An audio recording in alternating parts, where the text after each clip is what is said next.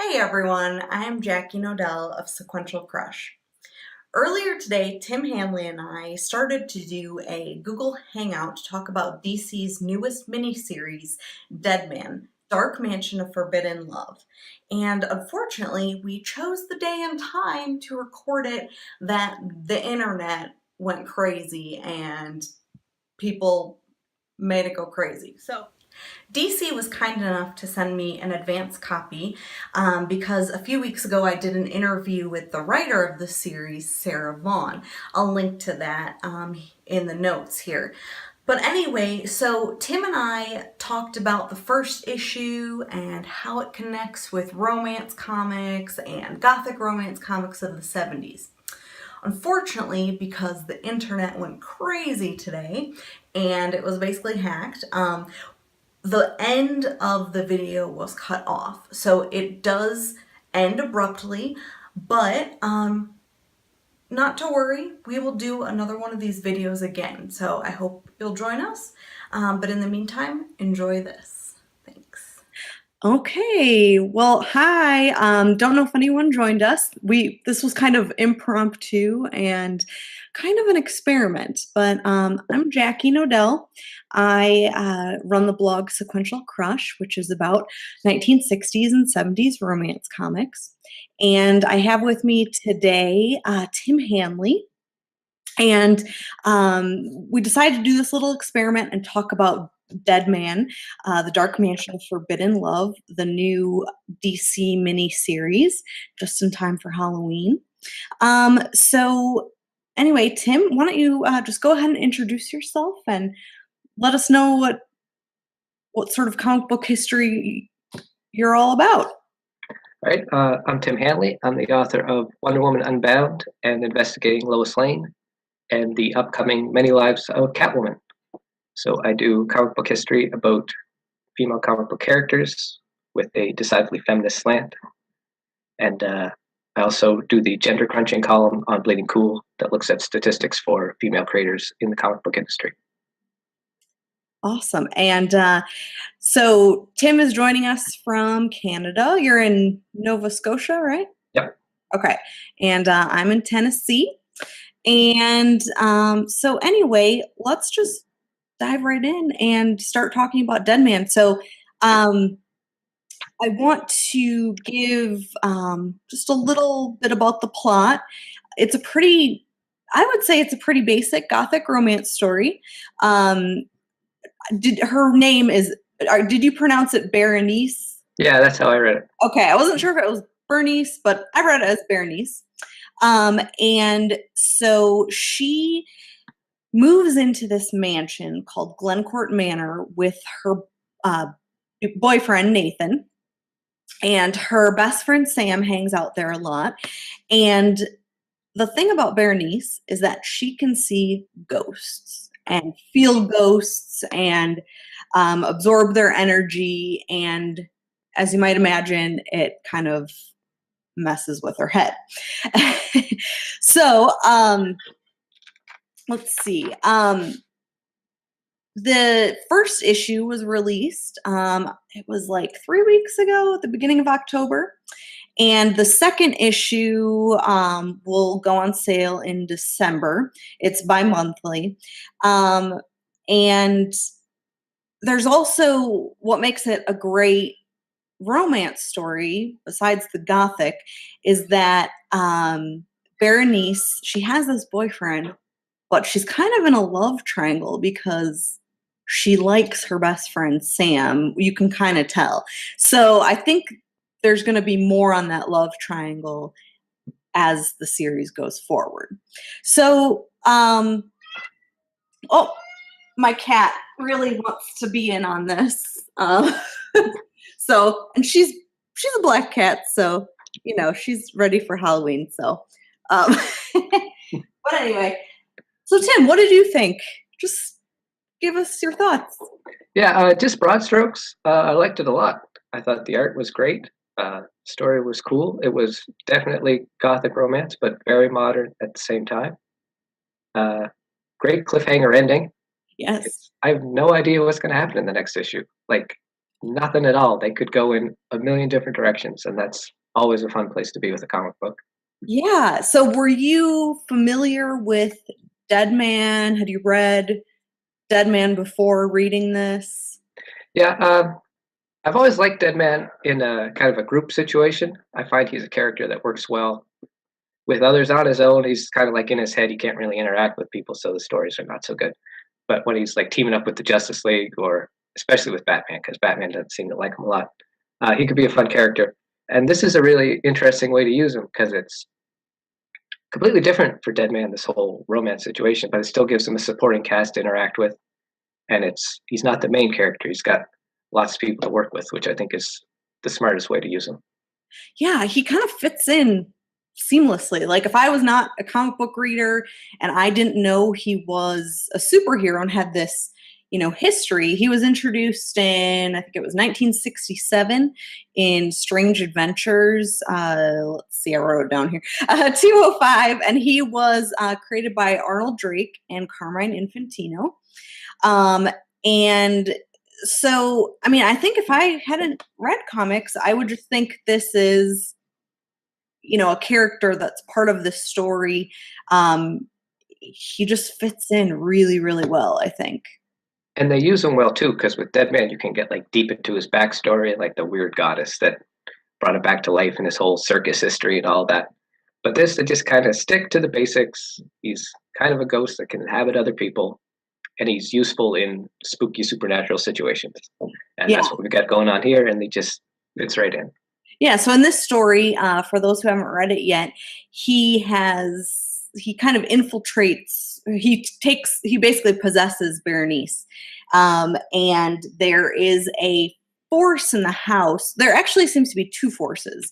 There's this force that they're calling the darkness, that he is that's like holding him in the mansion. And then there's this force of this woman who lived in the mansion in the 1800s, that the original reason he came there was to help her because he felt she was in distress. He didn't really realize she wasn't alive, but he found that out later.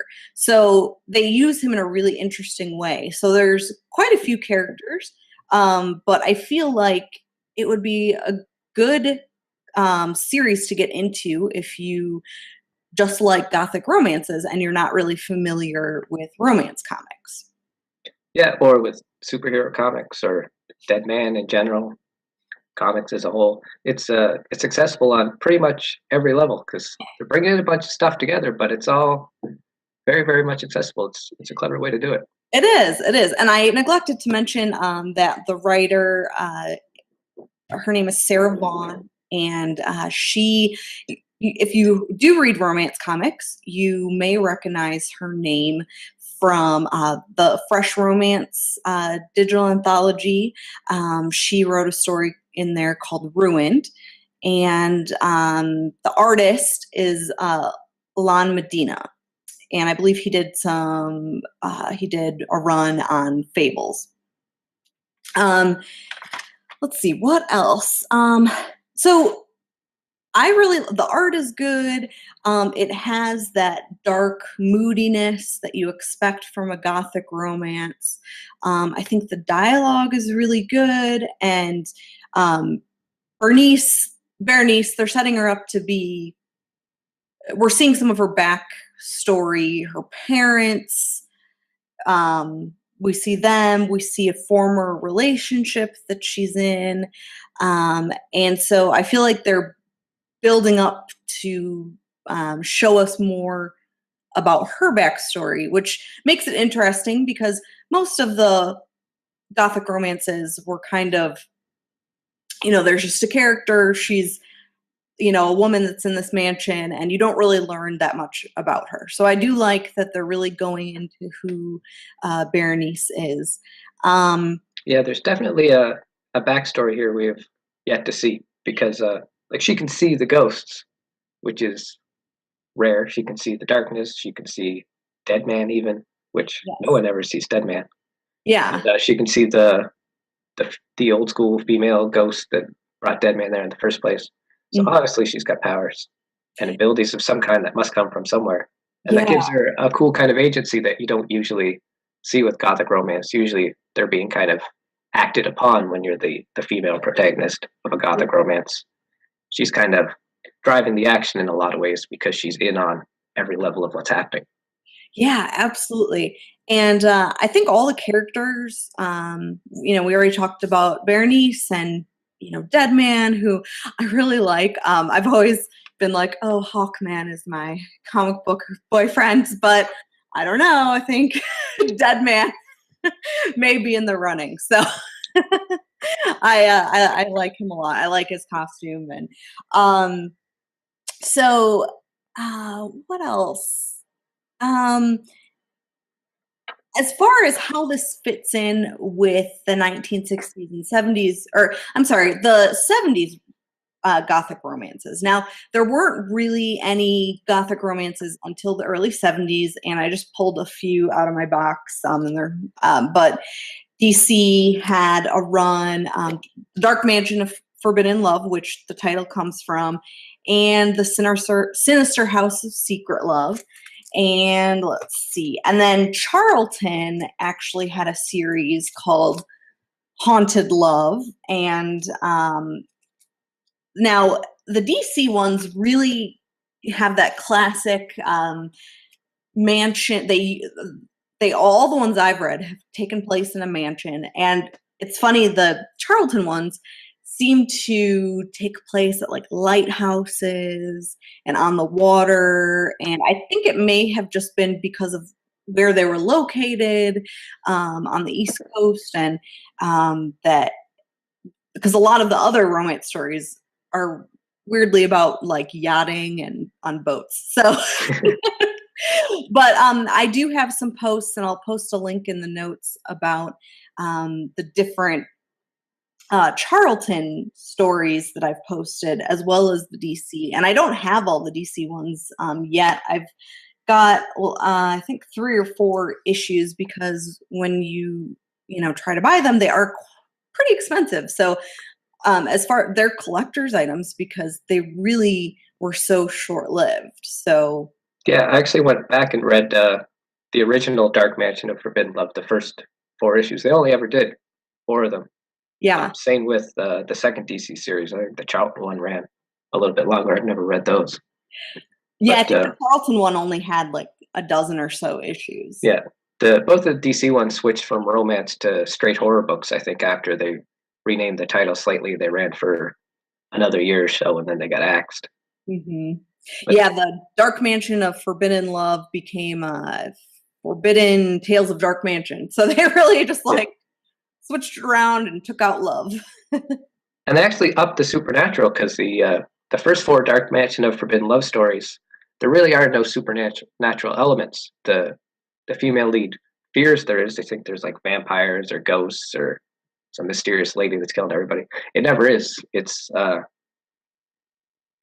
called the explained supernatural. It's a type of Gothic romance where the lead character thinks something supernatural is going on, but it's actually just terrible people doing terrible things.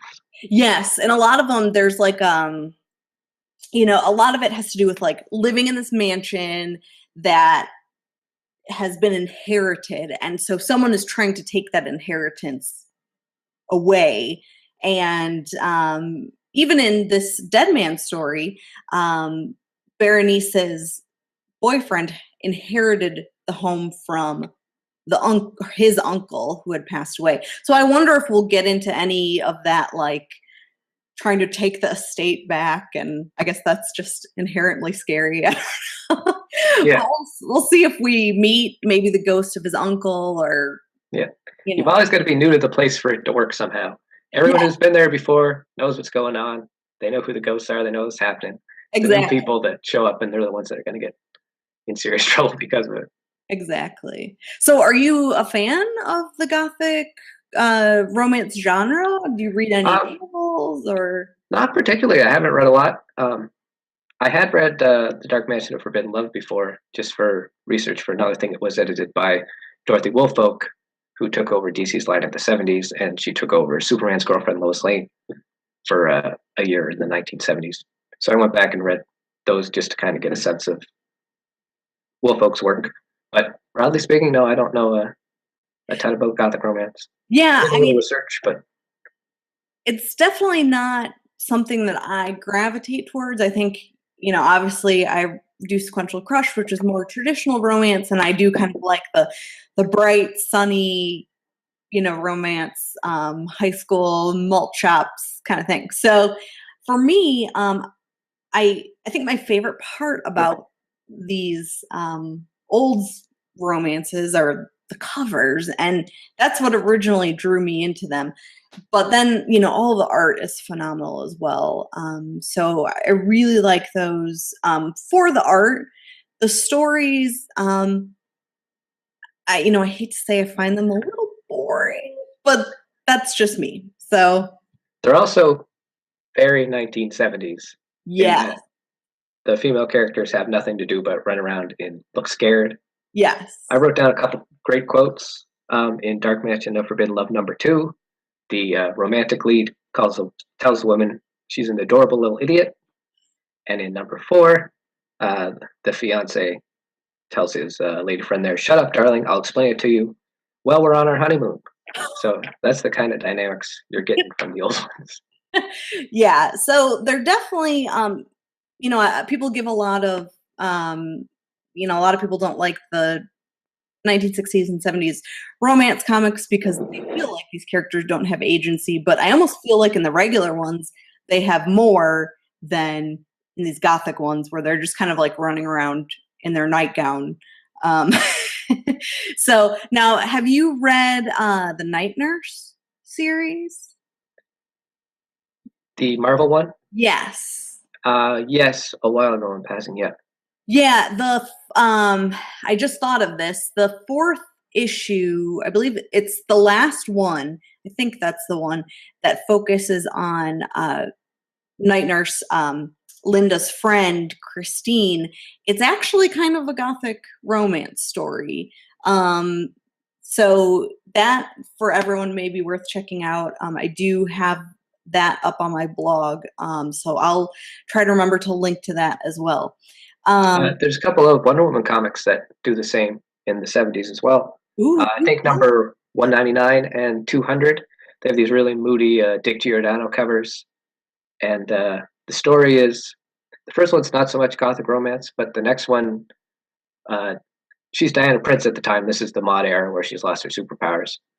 But she ends up in this kind of old manor with some creepy things going on. It turns kind of more modern. It's Dr. Cyber, the kind of big bad for the mod eras in the basement. But there's a peril situation that Dr. Cyber's got all these women trapped, beautiful women. She's trying to like take their faces or something. It's all very bizarre, but it's got like a hint of Gothic romance to it. And Wonder Woman is at the time romancing, I think it's Johnny Double, who is her boyfriend of the month. She switched a lot in the mod era, but like he comes and rescues her at the end, and it's all nice and romantic. So it's got a bit of that Gothic romance vibe. Oh, that's awesome. Did you put that in your book about Wonder Woman? I think I've referenced Johnny Double offhand, but I don't think I dug into the issues a lot. Yeah, it probably was just kind of It's just like a very brief 2-issue thing. Yeah. Mostly because of the really, really cool Giordano covers, which you should look up. Yeah. I think I may have one of them. I'll have to look. Now, you also wrote a book about Lois Lane. Did Lois Lane get into any of these Gothic adventures at all? She had supernatural adventures that were kind of romance based. I think she sold her soul to the devil at one point to marry Superman. She might have actually done it a couple times now that I think about it. That won't surprise me. But yeah, there's not a lot of like old mansions and ghosts and that sort of thing. It's there's like some murder mysteries that are sort of have that old mansion vibe. But I think in Gothic romance specifically, Superman's girlfriend Lois Lane was not huge into that. Yeah.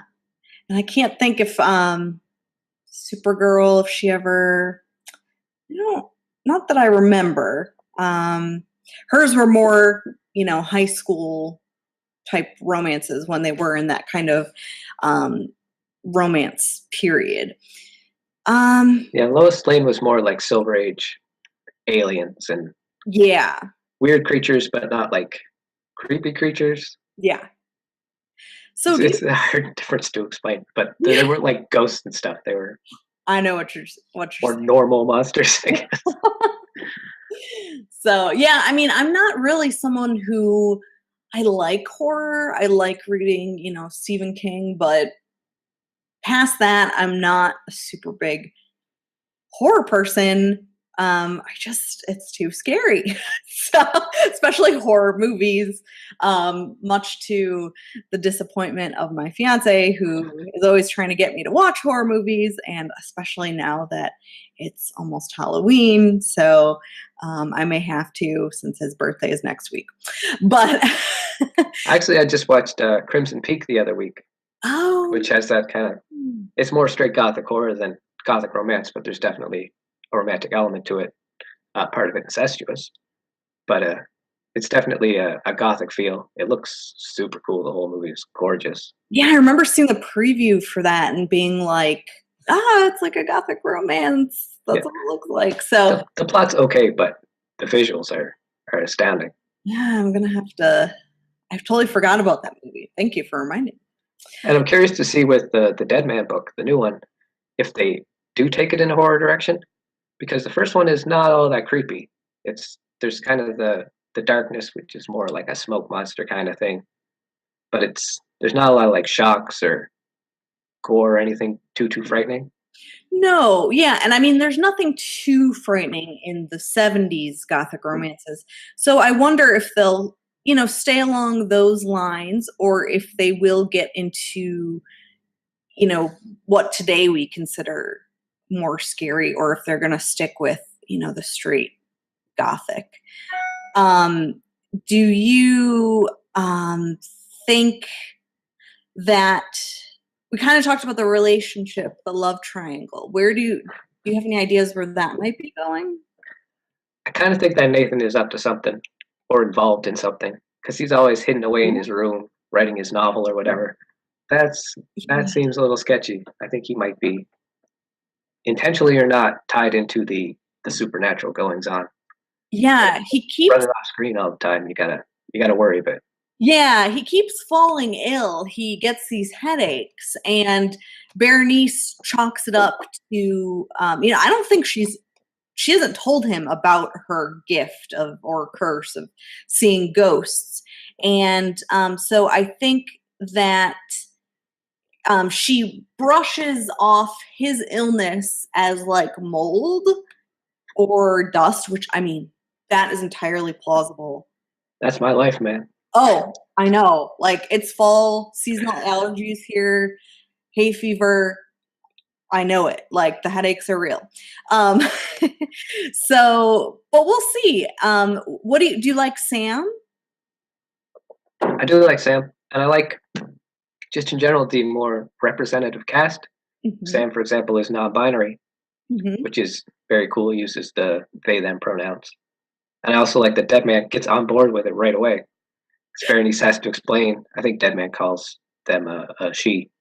Yes. And Berenice goes, no, it's Sam prefers they them. And Deadman's like, cool. Well, that's unfortunately where it ends. Poe just wants to say thank you. She joined us at the beginning, and here she is. So Poe says thank you for joining us and happy Halloween. And we'll be sure to do this again, probably when the second issue comes out in December.